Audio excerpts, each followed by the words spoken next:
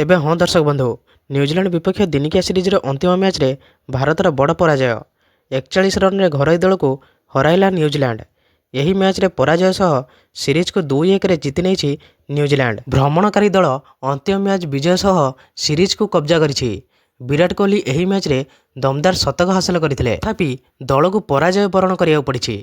Virat 108 बल्लु 124 run पाଳି खेलिथिले, मात्र शेष समय आउट होता बेले दल हारिछि। तेबे 338 रन पिछा करिया जाई भारत 294 रन रे ऑल आउट हो जाइछि। फल 41 रन रे दलर पराजय होइछि। तेबे न्यूजीलैंड प्रथमे बैटिंग करी 7टी विकेट विनिमय रे 337 रन करिथिला। मिचेल और फिलिप्स को शतकीय पाଳି बल दल यही विशाल स्कोर करथिला। न्यूजीलैंड पक्षरु बाकी कौनसी खेलाड़ी अर्धशतक हासिल करिनाहांती।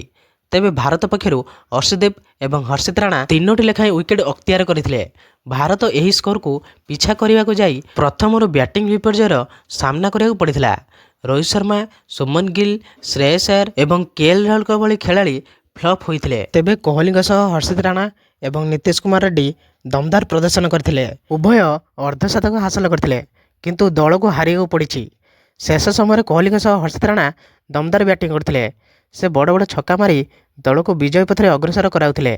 से 4टी छक्का एवं 4टी चौका बल 52 रन करथिले। मात्र से आउट होगा पर कोहली प्रयास करथिले। शेष में प्रारंभिक बैट्समैन मानक त्रुटि जोगु भारत पराजयर मुख्य कारण पलटिला बोली विशेषज्ञ माने मत देउछन्ति। किंतु किछि लोक धोनी को मने पकाई दैछन्ति, कारण 2019 विश्वकप सेमीफाइनल रे एही भली सिचुएशन आसीथिला, जेतेबेले आरंभर सबु बैट्समैन आउट हो जाइथिले। धोनी एकुटिया थिले, किंतु रन आउट जोगु से मैच को फिनिश कर पाले नाही एवं एही मैच रे मध्य विराट कोहली संगे एइभली होइछि। तेबे 2019 मसीह जो मैंने धोनी को ट्रोल करथिले आज से माने बुझी पारिथिबे। तेबे एइभली प्रकार वीडियो देखा पई आपण माने एही चैनल को सब्सक्राइब कर दियंतु, कारण एइभली प्रकार वीडियो आपण माने एही चैनल रे देखियो पाइबे।